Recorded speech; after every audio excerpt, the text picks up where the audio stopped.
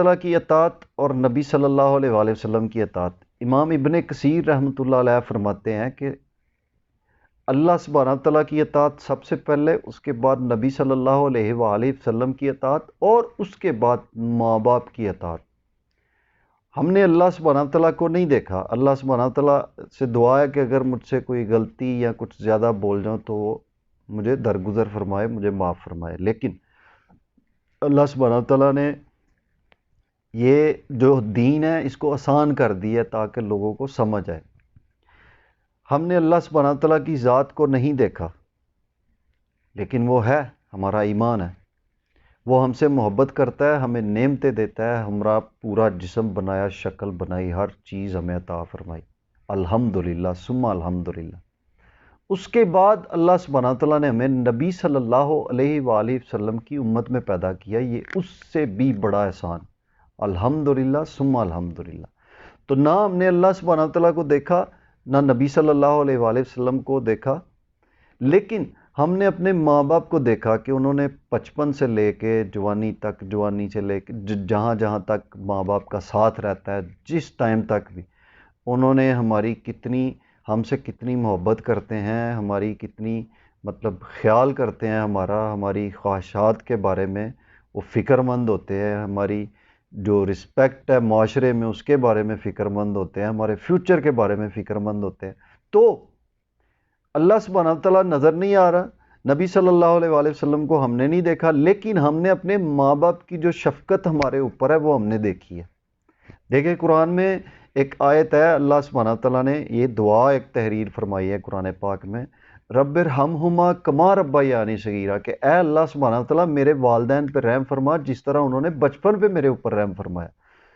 اس سے ایک چیز تو سیدھی پوائنٹ آؤٹ ہوتی ہے کہ ماں باپ پر اللہ سبحانہ تعالیٰ سے دعا کرو کہ اس طرح رحم اللہ تعالیٰ فرمائے جس طرح بچپن پہ انہوں نے ہمارے اوپر فرمایا۔ کیوں؟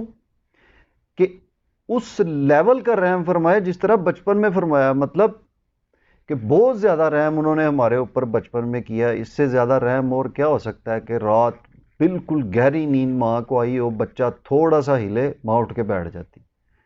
تو جو بندہ ماں باپ کی اطاعت نہیں کر سکتا، ان کی رسپیکٹ نہیں کر سکتا، یہ لازمی بات ہے، اس کی گارنٹی نہیں ہے کہ وہ نبی صلی اللہ علیہ وآلہ وسلم سے محبت کرتا ہے۔ ہاں زبانی بندہ جو مرضی کچھ کہی گئے، زبانی کہنا اور عملاً کرنا اس میں بہت زیادہ فرق ہے۔ اس کی ایک دلیل یہ پیچھے جو میں نے آیت پڑھی ہے کہ کفار سے دوستی مت کرو، مقصود اگر تمہاری جان بچانا ہے تو تم کر سکتے ہو، وہ بھی ظاہری، باطنی نہیں۔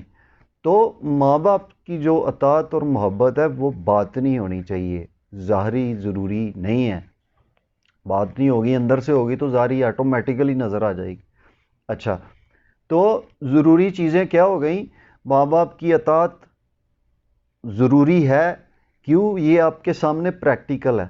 اس کے بعد اللہ سبحانہ تعالیٰ، نبی صلی اللہ علیہ وآلہ وسلم، آٹومیٹک وہ بندے کا ایک سیکوینس بن جاتا ہے، وہ سمجھ جاتا ہے۔ اکثر جو اس معاشرے میں جو سب سے سمجھ لیں کہ بڑے آسانی سے ایزیلی جو انسان کے نفس کو کنٹرول کرتا ہے، انسان کا جو نفس انسان کو کنٹرول کرتا ہے، اس کا پہلا ذریعہ ہی ماں باپ کی بے ادبی ہے۔ بندہ جتنا مرضی نیک ہو، جتنی مرضی لمبی داڑھی رکھ لے، ٹخنوں سے شلوار اوپر رکھ لے، تسبیح ہاتھ میں پکڑ لے، اللہ اللہ کرے، 5 فٹ کی تسبیح پکڑی ہو اور جہاں بھی کھڑا ہو اللہ رسول کی باتیں کرے، اور ماں باپ کا اگر گستاخ ہے، ان کی عزت نہیں کرتا، ان سے محبت نہیں کرتا، اس کی کسی چیز کو قابل قبول نہیں کیا جائے گا۔ یہ جینون بات ہے۔ اللہ سبحانہ تعالیٰ ہمیں والدین کا تابع دار بنائے اور اللہ سبحانہ تعالیٰ کی، صرف اللہ سبحانہ تعالیٰ کی اطاعت کرنے کی توفیق عطا فرمائے، اور نبی صلی اللہ علیہ وآلہ وسلم کی اطاعت کرنے کی توفیق عطا فرمائے، اور قیامت والے دن ہمیں نیک لوگوں میں کھڑا کرے، آمین۔